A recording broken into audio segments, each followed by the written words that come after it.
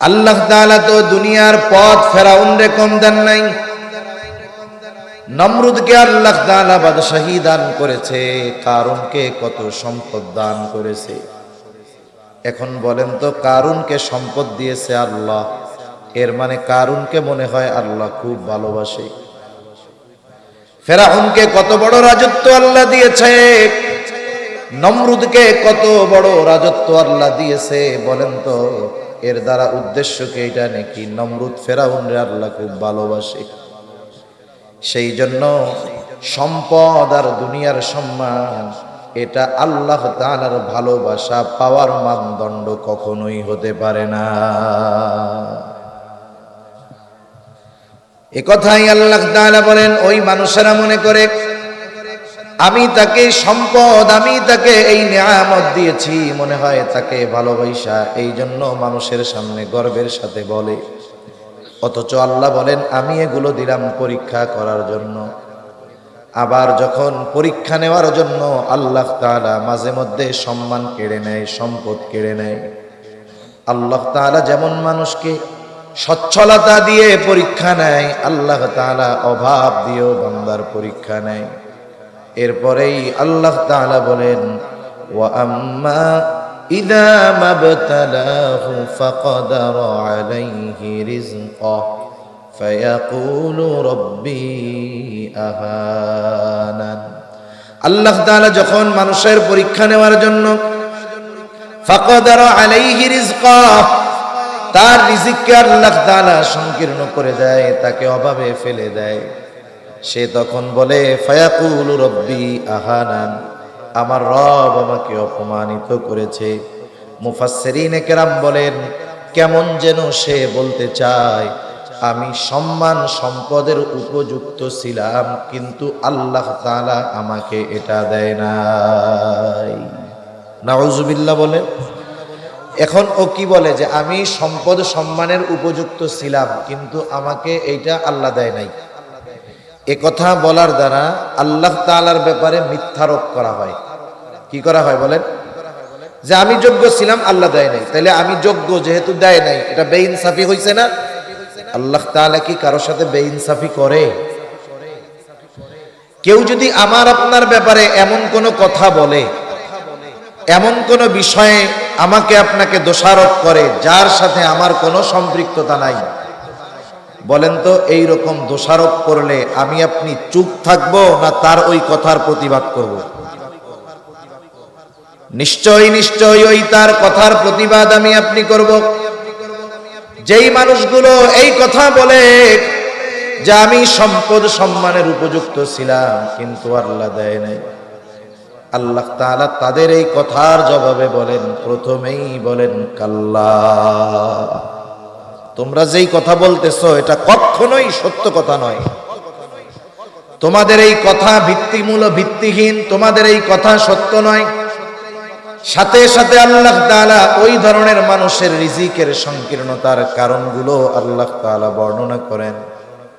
আল্লাহ তাআলা ওই ধরনের মানুষের রিজিক সংকীর্ণতার কারণগুলোর মধ্যে এক নাম্বার কারণ হিসাবে বলেন, তোমাদের রিজিক সংকীর্ণতার কারণটা কি শোনো, বাল্লা তুকরিমুনাল ইয়াতীম, এমনটা নয় যে তুমি সম্পদ সম্মানের উপযুক্ত ছিলা, আমি আল্লাহ দেই নাই, বরং তোমার রিজিক সংকীর্ণতার এক নম্বর কারণ তুমি ইয়াতীমদেরকে সম্মান করো না। ইয়াতীমদের সম্মান করো না। ইয়াতীমদের সম্মান করার অর্থ কি? ইয়াতীম তো ছোট হয়, ছোট মানুষকে আবার সম্মান কিভাবে করা হয়? মুফাসসিরিনে কেরাম বলেন এখানে উদ্দেশ্য হলো তোমরা ইয়াতীমের হক যথাযথভাবে আদায় করো না। ইয়াতীম সাধারণত দুই শ্রেণীর হয়, একটা হলো ধনী ইয়াতীম আর একটা হলো গরিব ইয়াতীম। ইয়াতীম কিন্তু বাবা অনেক টাকা পয়সা রেখে গেছে, ধন দৌলত রেখে গেছে, আর একজন ইয়াতীম বাবাও কোনো সম্পদ কিছুই রাখা যায় নাই, এটা গরিব অসহায় ইয়াতীম। সেই জন্য ইয়াতীম ধনী হোক আর গরিব হোক, সকল ধরনের ইয়াতীমের সাথে সদাচরণ করার নির্দেশ আল্লাহ তাআলা দিয়েছে। অনেক সময় আত্মীয় স্বজনের মধ্যে ইয়াতিম থাকে, কিন্তু ইয়াতিম যদি টাকা পয়সাওয়ালা হয় আর কি, তার বাপ টাকা পয়সা রেখে মারা গেছে, এই সম্পদের কারণে ওই ধনী ইয়াতিমের সাথে আমরা ভালো আচরণ করি। আবার আরেকজন তার বাপও গরিব, একেবারে টাকা পয়সা কিছুই রাখা যায় নাই, মারা গেছে, আত্মীয় স্বজন তার খরচ বহন করে, এই যে গরিব ইয়াতিম, ওর সাথে আমরা খারাপ আচরণ করি। ইয়াতিম ধনী হোক আর গরিব হোক, উভয় অবস্থায় তার সাথে ভালো আচরণ করতে হবে। সেই জন্য সদাচরণ হলো সকল ধরনের ইয়াতিমের হক। রাসূল আকরাম সাল্লাল্লাহু আলাইহি ওয়াসাল্লামের কাছে এক লোক আসছে, আয়েশা বলে, ইয়া রাসূলুল্লাহ, আমার অন্তরটা বড় কঠোর, আমার অন্তরটা বড় শক্ত, ইয়া রাসূলুল্লাহ, আপনি আমাকে এমন আমল শিখায়া দেন যে আমল করলে আমার শক্ত হৃদয়টা নরম হয়ে যাবে। রাসূল আকরাম সাল্লাল্লাহু আলাইহি ওয়াসাল্লাম তাকে বললেন, ওমসাহ রাসাল ইয়াতীম ওয়া আতঈমিল মিসকিন, তুমি ইয়াতীমের মাথায় হাত বুলায় দাও আর মিসকিনদের খানা খাওয়াও, আল্লাহ তাআলা তোমার কঠিন হৃদয়টাকে নরম বানায়া দিবে। সেই জন্য মাঝে মধ্যে আমরা ইয়াতীমের মাথায় হাত বুলায়া দিব, ইয়াতীমের সাথে ভালো আচরণ করব। রাসূলুল্লাহ সাল্লাল্লাহু আলাইহি ওয়াসাল্লামকেও আল্লাহ তাআলা নির্দেশ দিয়েছেন, ও পয়গম্বর, আপনি তো ইয়াতীম ছিলেন, ইয়াতীম, আমি আপনাকে ইয়াতীম অবস্থায় পেয়েছি, ইয়াতীম অবস্থায় পেয়ে আমি আপনাকে ছেড়ে দেই নাই। ওয়াজাদাকা ইয়াতীমান ফাআওয়া, আল্লাহ তাআলা রাসূল আকরাম সাল্লাল্লাহু আলাইহি ওয়াসাল্লামের ব্যাপারে বলেন, আমি আপনাকে ইয়াতীম অবস্থায় পেয়েছি, ইয়াতীম অবস্থায় পেয়ে আমি আপনাকে ছেড়ে দেই নাই, আমি আপনাকে ইয়াতীম অবস্থায় পাওয়ার পর যথাযথ লালন পালনের ব্যবস্থা আমি আল্লাহ করেছি। আপনি ইয়াতীম নবী, ইয়াতীমের অবস্থা ভালো বুঝবেন, এই জন্য আপনার প্রতি আমি আল্লাহর নির্দেশ হলো, ফাআম্মাল ইয়াতীমা ফালা তাকহার, আপনি ইয়াতীমদের সাথে কখনোই কঠোরতা অবলম্বন করবেন না।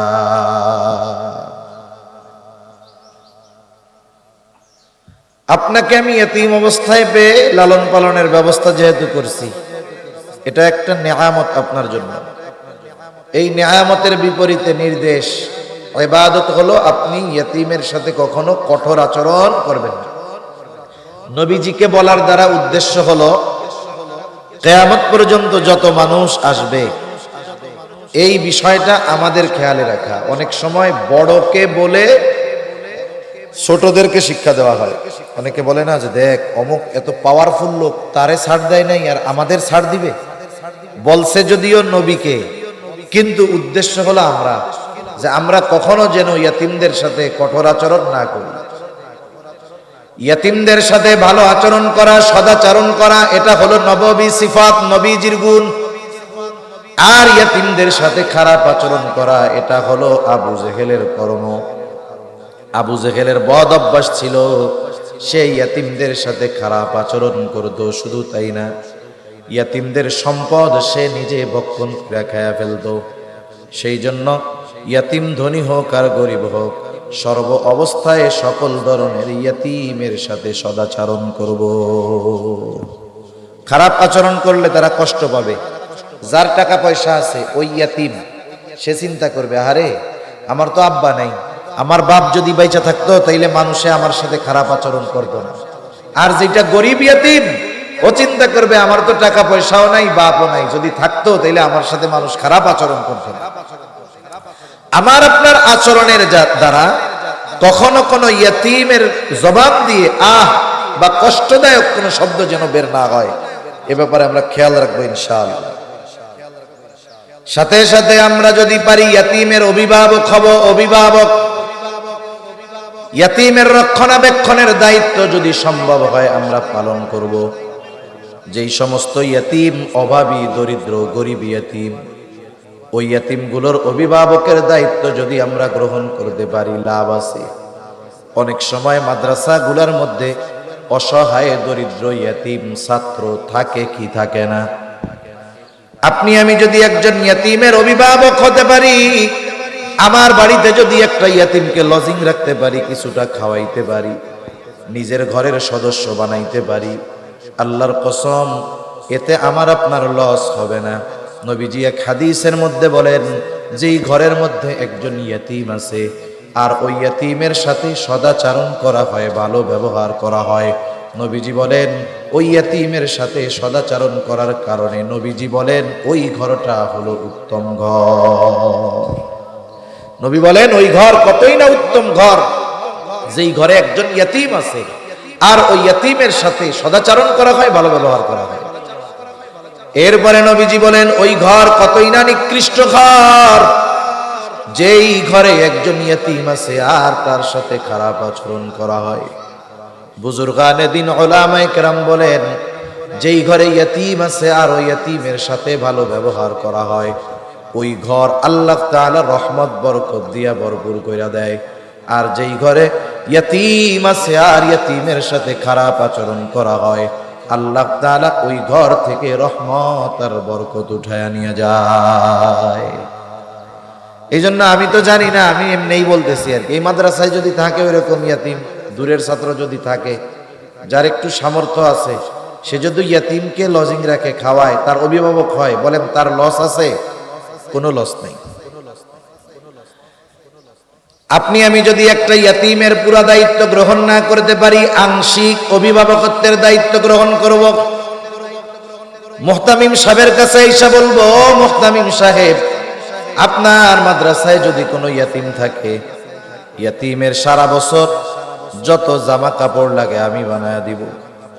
এত অ্যাবিলিটি নাই, বলবেন ইয়াতিমের যেই জুতা লাগে আমি কিনা দিব, তেল পানি সাবান যা লাগে আমি কিনে দিব।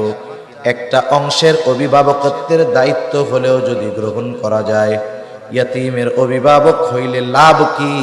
নবীজির জবানেই শুইনা নেন, নবীজি বলেন আনা ওয়া কাফিলুল ইয়াতিম কাহাতাইনি ফিল জান্নাহ। নবীজি বলেন আমি আর ইয়াতিমের অভিভাবক জান্নাতের মধ্যে পাশাপাশি অবস্থান করব। দুনিয়ায় আমরা একজন ভালো মানুষের পাশে থাকার জন্য কত কিছু করি, অথচ জান্নাতে যদি নবীর পাশে থাকা যায়, এর চাইতে সৌভাগ্যের আর কিছু আছে? রাসূলুল্লাহ সাল্লাল্লাহু আলাইহি ওয়াসাল্লামের কাছে এক লোক আসছে, বেদুইন গ্রাম্য সাহাবী। নবীজি আরেকজনের সাথে কথা বলতেছিলেন, ওই লোকটা তো বোঝে না, গ্রাম্য মানুষ, সহজ সরল মানুষ। আদব হইল একজন যখন আরেকজনের সাথে কথা বলে, এই কথার মধ্যে কথা না বলা, মানুষ বোঝে না। নবীজি আরেকজনের সাথে কথা বলতেছে, এর মধ্যেই ওই গ্রামের লোকটা নবীজিকে জিজ্ঞাসা করতেছে, ইয়া রাসূলুল্লাহ মাতাস সাআহ, কিয়ামত কখন হবে? নবীজি কথা শেষ করার পরে বললেন, ওই লোকটা কোথায় যেই লোকটা আমাকে জিজ্ঞাসা করেছে কিয়ামত কখন হবে? বলে আনা ইয়া রাসূলুল্লাহ। নবীজি তাকে পাল্টা প্রশ্ন করেছে, মা আ'দাত্তা লাহা, তুমি যে কিয়ামত কখন হবে জিজ্ঞাসা করতেছো, কিয়ামতের জন্য তুমি কি পাথেয় সংগ্রহ করছো? লোকটা সহজ সরল মানুষ, সহজে জবাব দিল, আমি আল্লাহ এবং তার রাসূলকে ভালোবাসি। নবীজিও বললেন, আল মারউ মা'a মান আহাব্বা, যে যাকে মহব্বত করে তার সাথে থাকবে। এই কথা শুনে লোকটা বাড়ির দিকে হাঁটা ধরলো। হযরতে আনাস রাদিয়াল্লাহু তাআলা আনহু বলেন, নবীজির জবানে যখন শুনলাম যে যাকে মহব্বত করে তার সাথে জান্নাতের মধ্যে থাকবে, হযরত আনাস বলেন এই কথা নবীজির মুখে শ্রবণ করবার পর ইসলাম গ্রহণের পরে আমরা এতটা খুশি হই নাই যতটা খুশি হয়েছি নবীজির সাথে জান্নাতে থাকতে পারবো এই কথাটা শ্রবণ করবার পরে। ইসলাম গ্রহণের পরে কোনো কথা এত খুশি আমরা হই নাই, এই কথাটা শুই না এত খুশি হইছি যে আমরা জান্নাতেও নবীজির সাথে থাকতে পারবো। হযরত আনাস রাদিয়াল্লাহু তাআলা আনহু বলেন, আমি আল্লাহ এবং তার রাসূলকে ভালোবাসি, আবু বকর ওমরকে ভালোবাসি, যদিও তাদের মতো আমল করতে পারি নাই, তবে আল্লাহ তাআলার কাছে আশা করি জান্নাতে আমি তাদের সাথে থাকতে পারবো। চিন্তা কইরা দেখেন, নবীর সাথে থাকার খবরে সাহাবায়ে কেরাম সবচাইতে বেশি খুশি। ওই নবী জানায় দেন, ও আমার উম্মত, তুমি ইয়তীমের অভিভাবক হয়ে যাও, জান্নাতে তোমরা আমি নবীর সাথে থাকতে পারবা। তাহলে আমাদের যার যেমন সামর্থ্য আছে ওই আলোকে ইয়তীমের অভিভাবকত্ব গ্রহণ করব ইনশাআল্লাহ। করব তো ইনশাআল্লাহ। আপনি কিছু নাই যা বলবেন হুজুর এই ছেলের সারা বছরের কাপড় কাচার যেই সাবান লাগে আমি এটা কিনা দিব, যতটুকু তেল লাগে আমি কিনা দিব, যে কয় জোড়া স্যান্ডেল লাগে আমি কিনা দিব, সারা বছরে 2-3টা লুঙ্গি লাগে আমি তার লুঙ্গির দায়িত্ব নিলাম। এভাবে আংশিক হলেও অভিভাবকত্বের দায়িত্ব গ্রহণ করার চেষ্টা আমরা করব ইনশাআল্লাহ। আরে দেখেন নবীজি এক হাদিসে বলছে না, মান বানা লিল্লাহি মাসজিদান বানাল্লাহু লাহু বাইতান ফিল জান্নাহ, যে মসজিদ বানাবে আল্লাহ তার জন্য জান্নাতে ঘর বানাবে। এই ফজিলতের কথা চিন্তা কইরা আমরা যদি প্রত্যেকে এক একজন এক একটা মসজিদ বানাই তাহলে তো ইমাম সাহেব খুঁজে পাওয়া যাবে, ঠিক না? এই হাদিসের ব্যাখ্যা এই জন্য মুহাদ্দিসিনে কেরাম বলেন এক একজন এক একটা বানাবে, বিষয়টা এমন না।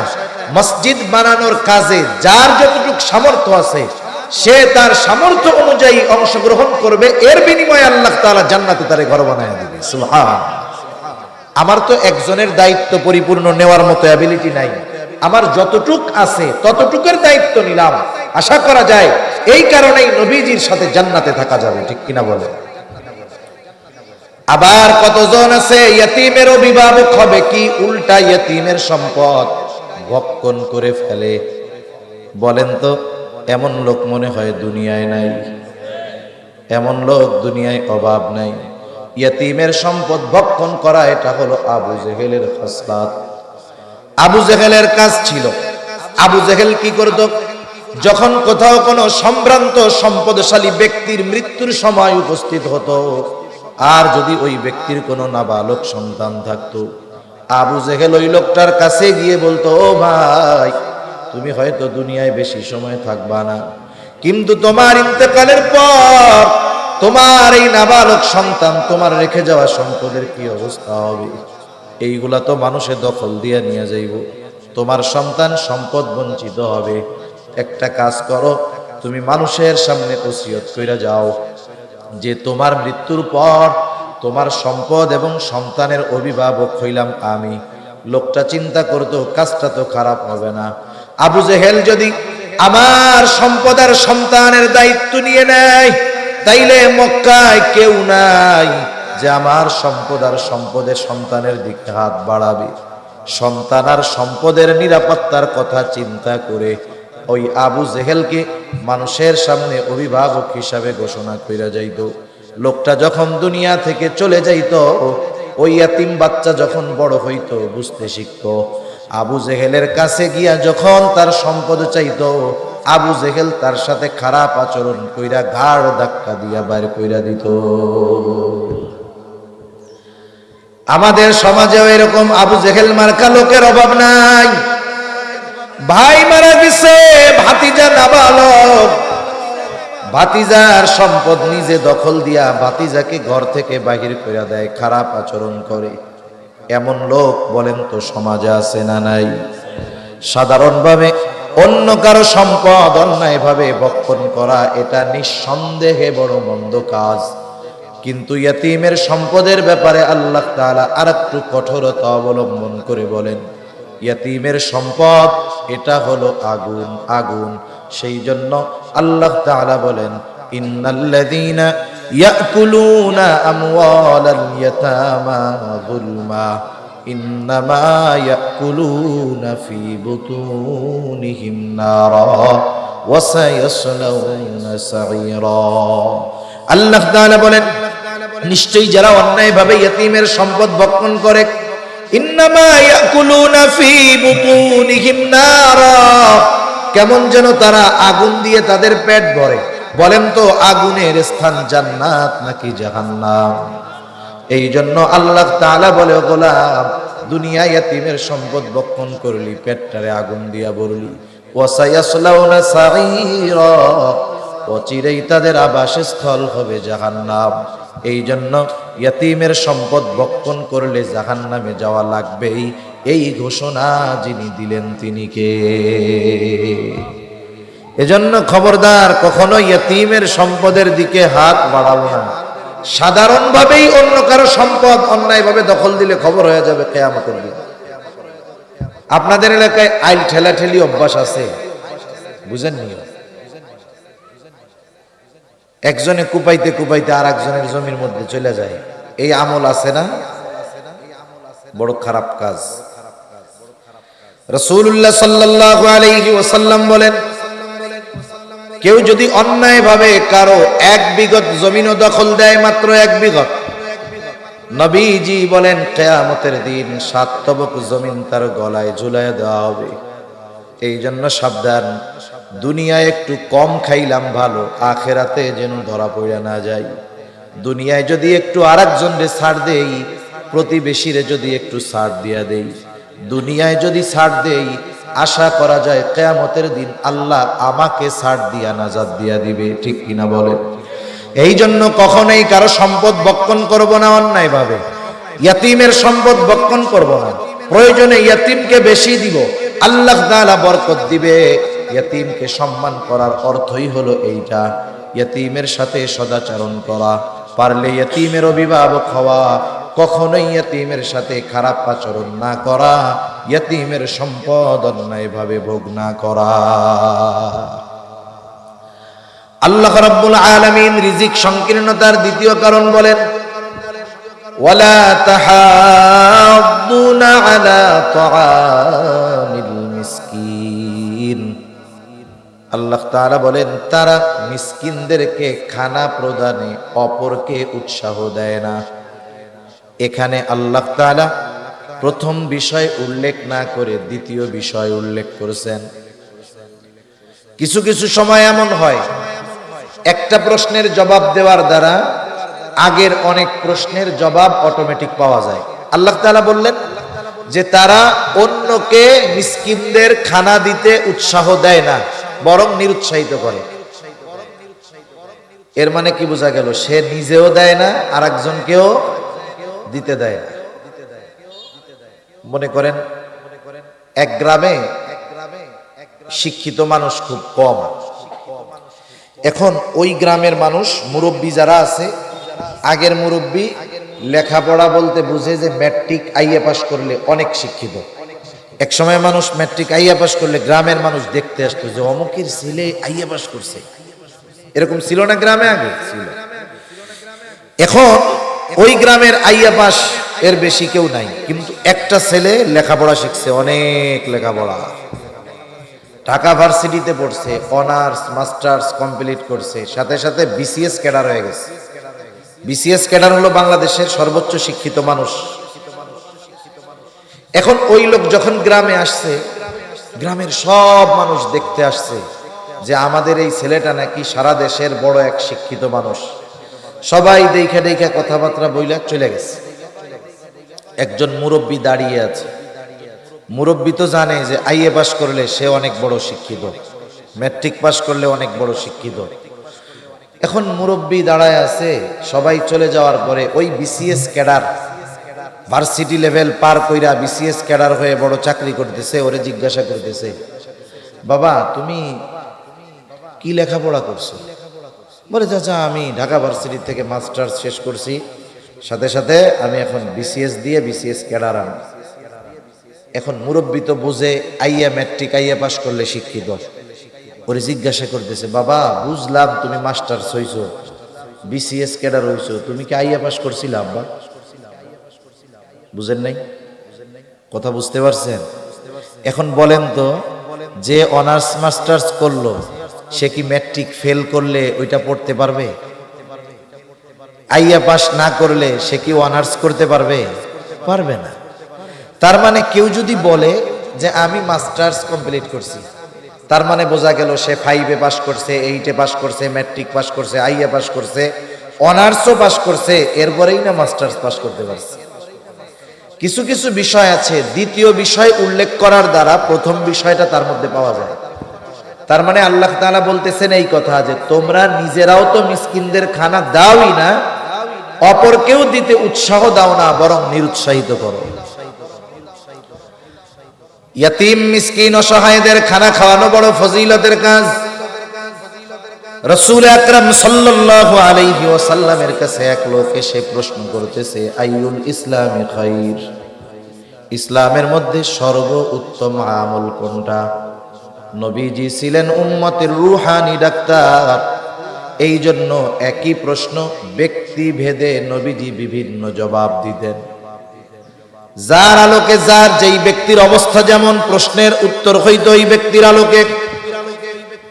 একই ওষুধ, রোগীর পরিবর্তনে একই অসুখের ওষুধ কিন্তু পরিবর্তন হয়ে যায়। মনে করেন একজনের ব্যথা উঠছে, ব্যথা হইলে ব্যথার বড়ি দিতে হয়, ঠিক না? কিন্তু বলেন তো যার কিডনি ড্যামেজ, এরে কি ব্যথার বড়ি সহজে দেওয়া যাবে নাকি? রুগীর অবস্থা দুই রকম। কিডনি রুগীরে ব্যথার বড়ি খাওয়াইলে ওর কিডনি ফেল হয়ে যাবে, কিন্তু সাধারণ যার কিডনি সমস্যা নাই, ওরে যদি একই ব্যথা হয় ওরে ব্যথার ট্যাবলেট দেওয়া যাবে। এই জন্য প্রশ্ন এক, কিন্তু ব্যক্তির ভিন্নতায় নবীজি একই প্রশ্নের জবাব ভিন্ন রকম দিতেন। রুগীর অবস্থা ভেদে যেমন ডাক্তার ওষুধ দেয়, নবীজিও ব্যক্তির অবস্থা ভেদে একই প্রশ্নের জবাব ভিন্ন ভিন্ন রকম দিতেন, কারণ নবীজি তো উম্মতের রুহানি ডাক্তার ছিলেন। এই ব্যক্তি প্রশ্ন করেছে, আইয়ুল ইসলামি খাইর, ইসলামের মধ্যে সর্বোত্তম কাজ কোনটা, উত্তম আমল কোনটা? নবীজি এই লোকের প্রশ্নের জবাবে বললেন, তুতঈমুত তাআম ওয়া তাকরাউস সালাম আলা মান আরাফতা ওয়া মান লাম তারিফ। তুমি মানুষকে মানুষকে খানা খাওয়াও, আর পরিচিত অপরিচিত সবাইকে বেশি বেশি সালাম দাও। নবীজি এক নম্বরে বলছেন মানুষকে খানা খাওয়াও। নবীজি কোনো স্তর বিন্যাস করেন নাই। নবীজি বলেন নাই তুমি গরিবকে খাওয়াও, ইয়াতিমকে খাওয়াও, অসহায়কে খাওয়াও, বরং নবীজি সাধারণভাবে বলছে মানুষকে খানা খাওয়াও। এই হাদিসের আলোকে মুহাদ্দিসিনে কেরাম বলেন, একজন গরিব মানুষ সে যদি কোটিপতিকেও খানা খাওয়ায়, দুনিয়ার স্বার্থে নয় বরং আল্লাহ তাআলার সন্তুষ্টির জন্য, বলেন তো এই খানা খাওয়ানোর মধ্যে ফজিলত আছে না নাই? খানা খাওয়ানোর মধ্যে ফজিলত আছে। আপনি আপনার বিবাহের আয়োজন করেছেন, আত্মীয় স্বজনদের দাওয়াত দিচ্ছেন, ছেলের বিবাহ কমিউনিটি সেন্টার ভাড়া করছেন, দাওয়াত দিয়া খাওয়াইলেন, বলেন তো ফজিলত আছে না নাই? জোরে করেন। অনেক জায়গায় দেখবেন খানা খাওয়ায়া টেবিল নিয়ে উল্টা টাকা নেওয়ার জন্য বৈশা থাকে। যদি এই কাম করে তাইলে ফজিলত আছে না নাই? আপনাকে ওইদিকে আছে নাকি এরকম? নাই, কে কইছে ফজিলত? হুজুর খাওয়াইয়া যদি নিয়ত ঠিক রাখি তাহলে আল্লাহ সওয়াব দিব, আর টাকা নিলে তো টাকার লাভ হইল। কি কোন ফজিলত হয় নাই? এই দাওয়াত দিয়ে বিনিময় পাওয়ার আশা টাকা তোলা, এটা হলো দাওয়াতি না, এটা হলো ডাকাতি। এটাকে কি বলে? ডাকাতি। আমরা যাকেই দাওয়াত দেই আমরা খাওয়াবো আল্লাহর জন্য, বিনিময়বিহীন, প্রতিদান আশা করব না কারো কাছে। যাদেরকেই খাওয়াই, অনেক সময় প্রতিবেশী অভাবী দরিদ্র, তারে খানা খাওয়াইল, আশা করে যে আমি বিপদে আপদে পড়লে দৌড়ে আসবে। যদি না আসে বলে তোরে আমি খাওয়াইলাম, তুই আমার বিপদে একটু আসলিও না। এরকম খোটা দেওয়া লোক সমাজে তো নাই মনে হয়? আছে। আমি আপনি যাকেই খানা খাওয়াই না কেন একেবারে বিনিময়ের আশাবিহীন খানা খাওয়াবো। দরিদ্র হোক, ধনী হোক, আর কোটিপতি হোক, আমি কারো কাছ থেকে প্রতিদান আশা করব না। একমাত্র প্রতিদান আশা করব কার কাছে? আল্লাহর কাছে। সাহাবায়ে কেরাম কখনো আশা করতো না। সাহাবায়ে কেরাম মানুষকে খানা খাওয়াইতো, দরিদ্র অসহায়দেরকে খানা খাওয়ায়া প্রতিদান আশা করতো না। আল্লাহ তাআলা বলেন, ওয়ায়ুতঈমুনাত তাআমা আলা হুব্বিহি মিসকিনাও ওয়া ইয়াতীমান ওয়া আসীরা ইন্নামা নুতঈমুকুম লিওয়াজহিল্লাহ। এই দরিদ্র অসহায় ইয়াতীম মিসকিন ভিক্ষুক গরিবদের খানা খাওয়ায়া এই আশা করতো না ওর দ্বারা আমি উপকার লাভ করব। বরং সাহাবায়ে কেরাম বলতো, শুইনা নাও, ইন্নামা নুতঈমুকুম লিওয়াজহিল্লাহ, আমরা তোমাদেরকে খানা খাওয়াইছি আল্লাহর জন্য। লা নুরিদু মিনকুম জাযাআও ওয়ালা শুকুরা। খানা যেহেতু আল্লাহর জন্য খাওয়াইছি, লা নুরিদু মিনকুম জাযাআ, তোমাদের কাছে আমরা কোনো প্রতিদান চাই না, বিনিময় চাই না। শুধু বিনিময় তো নয়, ওয়ালা শুকুর, আমার খানা খাইয়া আমারে ধন্যবাদ দাও এটাও আমরা চাই না। কারণ খানা খাওয়াইছি আল্লাহর জন্য, এই খানা খাওয়ানোর প্রতিদান যিনি দিবেন তিনি কে? সেই জন্য সাধারণভাবে খানা খাওয়ানো এটা ফজিলতের কাজ, আল্লাহর জন্য খাওয়াইলেই সওয়াব। 2 নাম্বার, যদি প্রতিবেশী হয়, প্রতিবেশীকে খানা খাওয়ানো এটা আরেক ফজিলতের কাজ। নবীজি এক হাদিসের মধ্যে বলেন, তুমি তোমার তরকারির মধ্যে ঝোলটা বাড়ায়া দাও যাতে প্রতিবেশীর খোঁজ খবর নিতে পারো। আবার দেখেন, প্রতিবেশী যদি গরিব হয় তাইলে খানা খাওয়ানো আরো ফজিলতের কাজ। বরং অভুক্ত প্রতিবেশীকে খানা খাওয়ানো এটা ঈমান সম্পৃক্ত বিষয়। এক তো প্রতিবেশী, আবার অভুক্ত দরিদ্র। এজন্য নবীজি সাল্লাল্লাহু আলাইহি ওয়াসাল্লাম বলেন, লাইসাল মুমিন আল্লাযী ইয়াশবাউ, ওই ব্যক্তি মুমিন নয় যে নিজে পেট ভরে খায়, তার প্রতিবেশী অভুক্ত থাকে। এই জন্য চিন্তার বিষয় ভাই, আমি নামাজ পড়ি, তাহাজ্জুদ পড়ি, আওয়াবি নিশরাক নফল ইবাদত করি, সব আমল ঠিক আছে, কিন্তু আমার প্রতিবেশী যদি অভাবী হয়, অভুক্ত হয়, অভুক্ত কাটায়, আর এই দিক দিয়া যদি আমি পেট ভরে খাই, নবীজি বলেন অভাবী অভুক্ত প্রতিবেশীকে রাইখা তুমি পেট ভইরা খাইলা, তুমি তাহাজ্জুদ গুজারি হইছো, কিন্তু ইমানদার পূর্ণরূপে হইতে পারো নাই। এজন্য আমার আপনার প্রতিবেশী যদি অভাবী দরিদ্র থাকে, খোঁজ খবর রাখবো তো ইনশাআল্লাহ। এই যে রজব মাস চলে আসছে, নবীজি রজব মাস আসলেই দোয়া করতেন, আল্লাহুম্মা বারিক লানা ফি রজব ওয়া শাবান ওয়া বাল্লিগনা রমাদান। আল্লাহ, আপনি আমাদেরকে রজব শাবানের বরকত দান করেন, আমাদেরকে রমজান পর্যন্ত পৌঁছায়া দেন। এই রমজান মাস যখন আসে আমরা কত কিছুর আয়োজন করি, ইফতারি লাগবো, কত কিছু আমার লাগবে, অথচ দেখা যাবে আমার সামনে 5-7 প্রকারের আইটেমের ইফতার থাকার পরেও মনে হবে আর একটা থাকলে ভালো হইতো। অথচ দেখা যাবে আমার প্রতিবেশীও রোজা রাখছে, ও পান্তাবাদ চিনেন তো, পানি দিয়া ভাত, লবণ নিয়ে একটা মরিচ নিয়ে বৈশা আছে, আজান দিলে ইফতার করবে। আমার 8 প্রকারের ইফতার, আমার মন চায় আরো একটা হইলে ভালো হইতো, কিন্তু আমার প্রতিবেশী ইফতার করবে, ইফতার করার জন্য তার পানি আর খেজুর ছাড়া কিচ্ছু নাই। এখন বলেন তো অবস্থা কি হইল? এজন্য আমরা এখন থেকে প্রস্তুতি নিব, যার অ্যাবিলিটি আছে। আমার প্রতিবেশীর অবস্থা কেমন কি আমরা জানি কি জানি না?